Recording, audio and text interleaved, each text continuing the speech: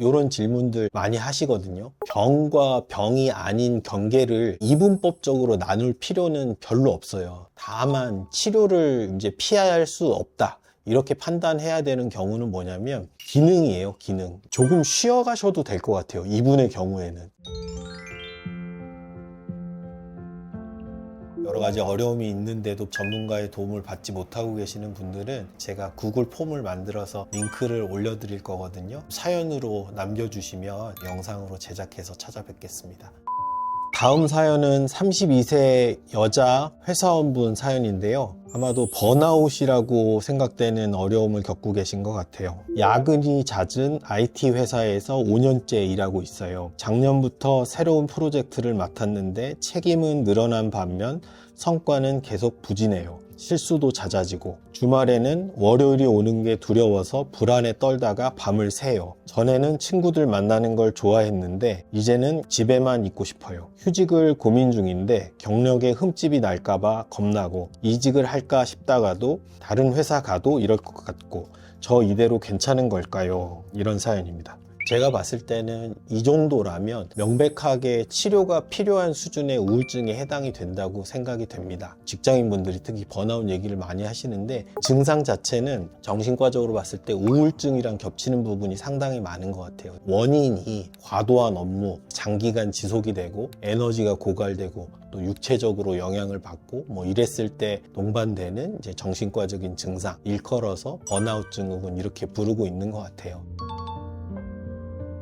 번아웃이라서 치료를 받아야 되는 상황인지 아니면 일 때문에 피곤하고 지친 상황인지 이런 질문들 많이 하시거든요. 병과 병이 아닌 경계를 이분법적으로 나눌 필요는 별로 없어요. 다만 치료를 이제 피할 수 없다, 이렇게 판단해야 되는 경우는 뭐냐면 기능이에요. 기능. 지금 겪고 있는 증상들로 인해서 내가 평상시 유지하고 있었던 나의 역할들이나 나의 기능들을 상당 부분 잃어버린다. 대인관계도 나빠지고 업무 수행도 힘들어지고 내가 원래 있었던 모습이 아닌 내 모습으로 변해가고 이렇다고 판단될 때는 굳이 치료를 미루실 필요가 없습니다. 사실은 저는 그보다도 더 먼저 심각한 단계가 아니더라도 삶의 질 차원에서라도 좀 더 쉽게 약한 정도의 치료를 좀 같이 빨리빨리 시작하는 걸 더 권해드리는 입장이기도 하고요. 정리하자면 뭔가 내 기능이 좀 증상 때문에 떨어진다고 판단되면 언제든지 치료를 좀 찾으시면 좋겠다, 이렇게 말씀드리겠습니다.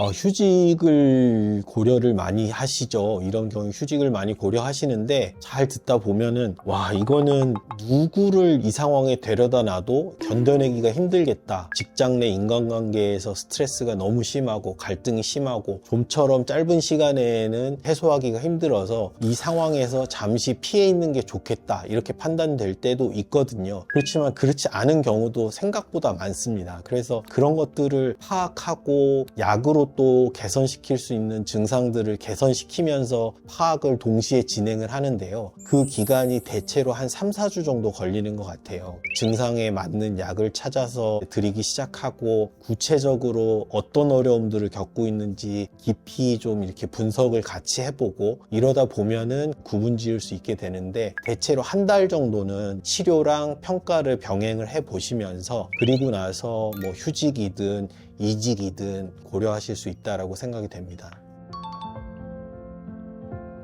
특별히 좀 완벽주의가 있으신 분들, 그리고 또 강박적이신 분들한테 자주 드리는 말씀인데, 얼마 전에 그 SNS 상에서 기러기 떼가 날아가는데 한 무리를 지어서 날아간다. 선두에 서 있는 기러기가 있고 중간에 속해 있는 기러기가 있고 마지막에 쫓아가고 있는 기러기가 있다. 그런데 선두에 있는 기러기는 바람을 다 맞으면서 날아가고 있기 때문에 체력 소모도 심하고 지치기가 쉽다. 제일 마지막에 쫓아가는 기러기들은 또 낙오될 수 있는 위험이 있다. 우리는 아마도 그 사이에 어딘가에서 중간 정도에 묻혀서 이렇게 따라가고 있을 때 이 긴 길을 좀 낙오되지 않고 끝까지 갈 수 있지 않을까 하는 생각이 든다, 이런 얘기를 하시더라고요.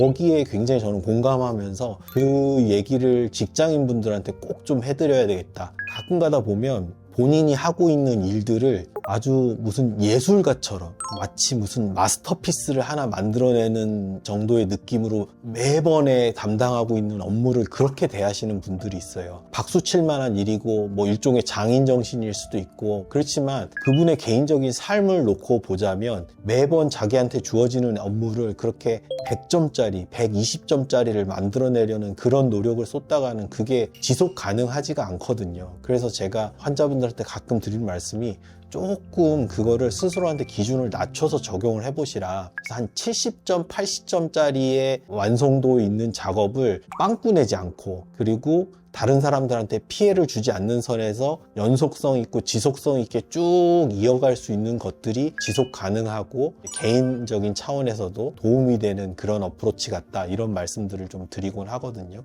너무 자기를 이제 끝까지 푸시하거나 그러지 마시고, 뭐 마라톤 같은 레이스니까 장기적인 큰 틀의 그 그림을 좀 그리시면서 업무를 진행하셨으면 좋겠다, 이런 말씀을 드리겠습니다.